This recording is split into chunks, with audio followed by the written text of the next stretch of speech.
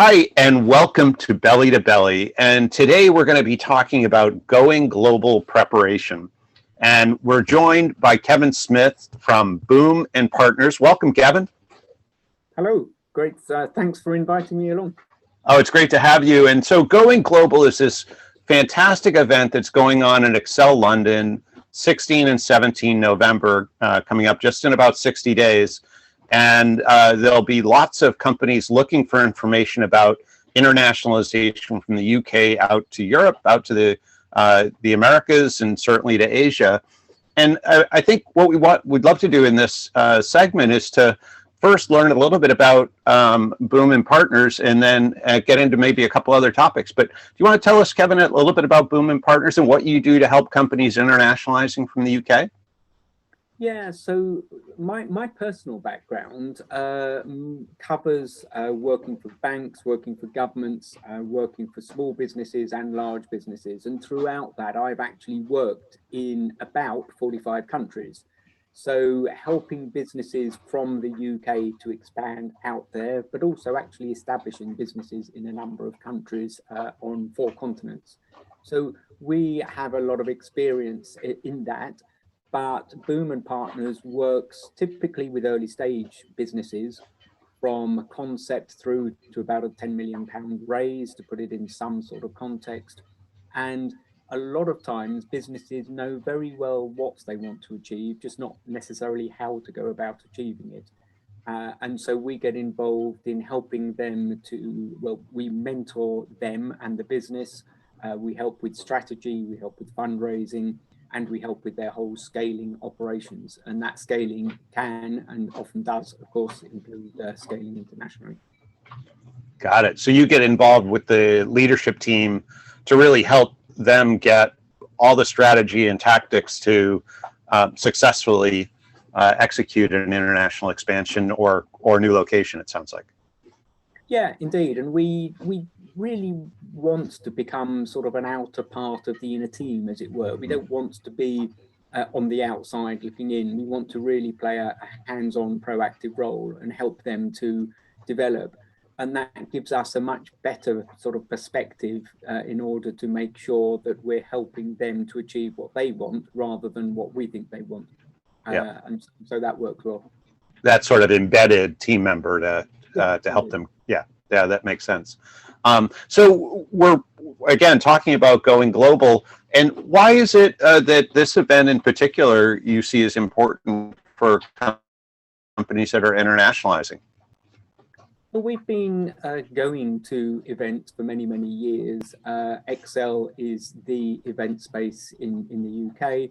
Going Global is part of the business show, which is the largest European business show with 25,000 odd people going through it, 700 odd stands. It just attracts such a huge range of people. And last year, and indeed this year, we've actually got a stand as opposed to just attending. And what we find is there's an awful lot of people go for one thing, but actually end up finding something else. So you benefit from everybody else that's being there, and you've got this sort of I don't know, this vibrancy, this sort of benefiting, as I say, from everybody else, and it just seems to work very, very well. Oh, that's cool. Yeah, no, that sort of big tent idea of really getting everybody that's potential connection under one roof. Yeah, that makes a lot of sense. Yeah, and the networking from speaking to other people that are there, or speaking to other stands, or indeed for us having our own stand, you know, we end up speaking to all of the other stand holders as well. So it's just bringing lots of people with similar sort of interests all together under the same roof in whatever way that happens. And there's sort of a constant flow of small seminars going on that you can attend or not. So yeah, it's just a great venue to bring people of similar mind and similar aspirations together. That's fantastic. So companies and founders who are going global, in some cases this may be their first exhibition that they're going to, this first trade show. And are there tips that you would suggest that would help them get the most out of an event like Going Global? Yeah, if you're just attending, it is a case of, as I say, it's a big event. So clearly you need to sort of think about what you're wanting to focus on. And it's quite easy to walk up and down the stands and see which ones are of no interest whatsoever. And that's sort of a certainty, because it's just something that doesn't fit with what you're looking for. But on the other end of that spectrum, you should, I would recommend, have gone through either in advance or when you get there and think, right, I want to see this stand, this stand, this stand, and speak to people from those stands. But then you should also walk along with really quite an open mind, apart from those that are of no interest because they're just not the right part for what it is you're wanting at this stage. You know, do stop by and ask other stands what it is they're doing and how are they doing it, and because quite often you'll be surprised at there are things out there that you hadn't thought about.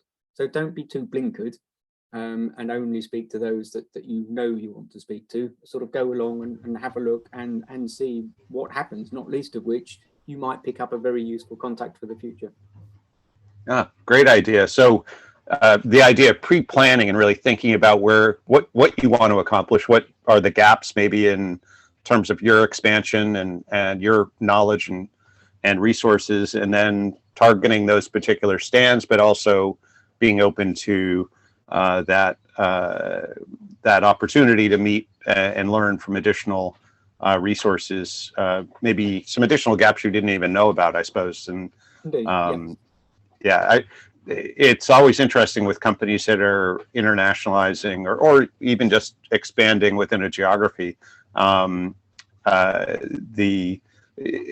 Sort of learning what you don't know, because there's so many new additional elements as you expand that quite often you don't expect, it seems. And I think that's a great idea to be open to additional resources that maybe you didn't anticipate. Yeah, absolutely. Because, you know, one of the benefits of going to such a major show is there are, well, not only is there such a diverse range of stands there, there's also a big sort of, I guess, slight differentiators between people that on the face of it are offering the same thing. So, you know, again, you might be interested in one particular topic, but go along and listen to what differentiates one from the other. Yeah, cool. So I have one last question for you, and this is an ongoing debate, and I'd love your opinion. So I'm noticing, and we help support companies that are going to trade shows, trade fairs as a vocation. And so I'm seeing now, sort of post-COVID, a fairly large number of people not carrying business cards, not passing them out. And not necessarily related to COVID. It's just, you know, here I have a QR code you can scan instead of the business card.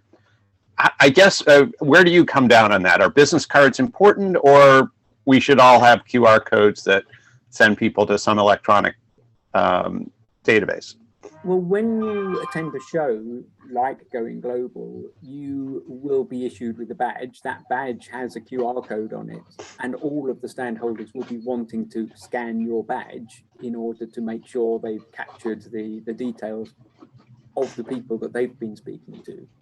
And likewise, you will be able to gather information from the stand holders in whatever form it is that they're giving. I tend to agree with you that there is a definite change in the number of people that give out business cards. I still do, but not to the same extent as we used to. We have on our stand, we have a very small leaflet with much more information on it, but it does have the contact details and a QR code. So I guess something of a hybrid solution. But I think also connection services such as LinkedIn are playing an ever more of an importance in connecting people. So it's not so much about giving out business cards, it's also about connecting on LinkedIn and then following up. And so if you've got a bad memory for names or faces or what have you, you know, that's one way of doing that. One of the drawbacks of just coming away from such a show with 100 business cards is sometimes it can be rather difficult to remember what conversation you had with who. So I do this for a living. So the thing that you miss not having business cards, I would say, is that number one, you have this opportunity where someone is accepting your logo, your brand, and not having your business card prevents that ability to promote your brand, as well as you also eliminate somebody's ability to take notes. Yes. And third is there's no common database, right? You referenced a couple of databases. One, if you scan the QR code on the badge, that goes over in one database. If you use LinkedIn, it goes to another. So on Friday morning after Going Global is over, all of if you don't have people's business cards, if you have them electronically, everything else is scattered everywhere else. And it's very hard the next day to know who you talk to and what their relevance is. And in quite a few cases, you think about companies that are there, they're looking for specific resources. Maybe they need to meet a key investor or whatever. Not giving somebody your business card doesn't allow them to take notes. Oh, this company is at this stage. I need to do this follow-up. And so I guess this is my quick way to say, bring business cards, print them. They're cheap, they're easy, and you're, at the very least, somebody will have a tangible reference to what you do and who you are. I would agree. And just to endorse pretty much everything that you've said, so that is my business card, and it is a thick business card, and the orange is the color of the company. There is an orange middle piece down there, so it's an expensive card, and it is very purposefully, it's got information back, but it is very purposefully white so that people can take notes. Yeah, and not a shiny background that's hard to take notes on. Exactly. I love it. I love it. And cool. And just to tie it in, there is a QR code that takes you to the website to save you typing in the website. So. I'm not QR code for sure. Kevin, this has been delightful. I really appreciate you taking the time today, and certainly can't wait to meet you and have some fun at Going Global. Absolutely. Great. Thank you for asking me to come along. Thanks.